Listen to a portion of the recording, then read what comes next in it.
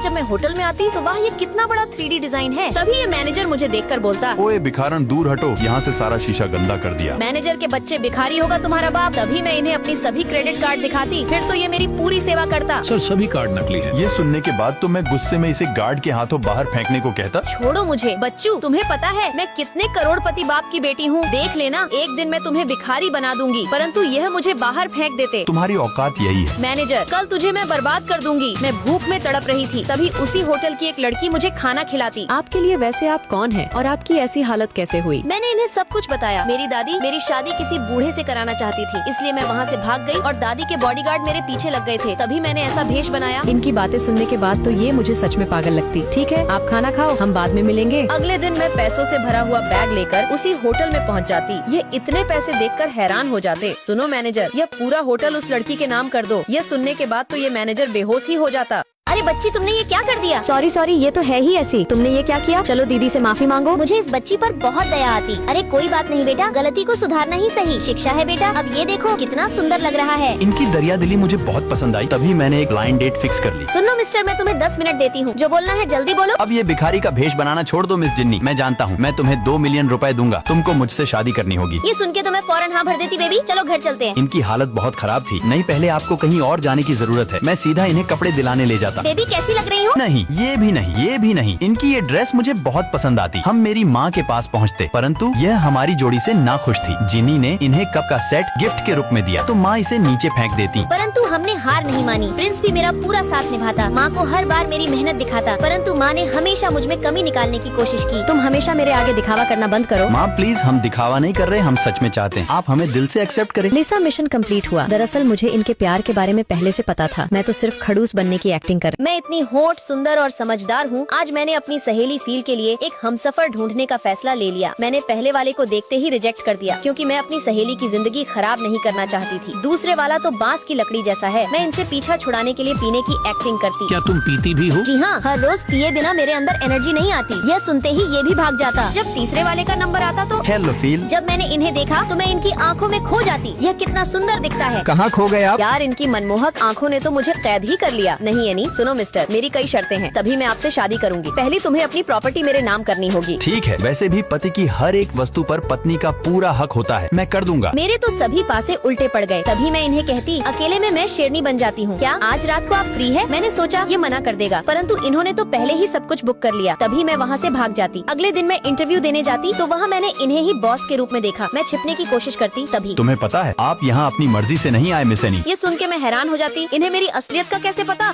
कैसा लगेगा जिससे आप प्यार करते हो और उनसे आपने कभी बातें ही न की हो। मेरे साथ भी ऐसा ही था। जैसे मैं 5 सालों से बेइंतहा प्यार करती हूँ, आज मैंने हिम्मत करके इन्हें चॉकलेट दे ही दी। सुनो जय, आपके लिए चॉकलेट। इन्होंने मेरी चॉकलेट ले ली। इस वजह से मैं बहुत खुश थी। जब हम साथ में घर जाते तो ये किसी और लड़की को देखता, क्या हुआ जय? अरे कुछ नहीं, मेरा मोड़ आ गया। ठीक है, मैं इन्हें चॉकलेट दे के चली जाती। मेरा घर दूसरे शहर में है, फिर भी मैं जय के लिए इस रास्ते से आती थी। अगले दिन मैं तैयार होके आती तो मैंने इन्हें उसी लड़की के साथ देखा। आप एनी के साथ रोज आते हैं? मैंने आपको रोज उनके साथ देखा है। क्या वो आपकी गर्लफ्रेंड है? अरे जी नहीं, वह तो सिर्फ मेरी दोस्त है और हमारे बीच कोई और रिश्ता नहीं है। ये सुन के मैं हैरान हो जाती। तभी मैं मायूस होके जाने लगती। मैंने मैसेजेस पे इन्हें बता दिया, सुनो जय, अब मैं तुम्हें कभी चॉकलेट नहीं दूंगी। क्यों, क्या हुआ? I hate you, I hate you. तुम मुझसे मिलने की कभी कोशिश मत करना। मैं तुमसे बहुत नफरत करती हूँ। अंत में मैंने इन्हें ब्लॉक कर दिया। मैं खूब चीख चीख कर रोती। मैंने इन्हें कभी प्यार करने में कसर नहीं छोड़ी थी। मेरा क्या कसूर था जो तुमने मेरे साथ ऐसा किया? लोग सही ही कहते हैं, सभी को हमेशा पहला प्यार नसीब नहीं होता। अंत में मैं पागल ही हो जाती।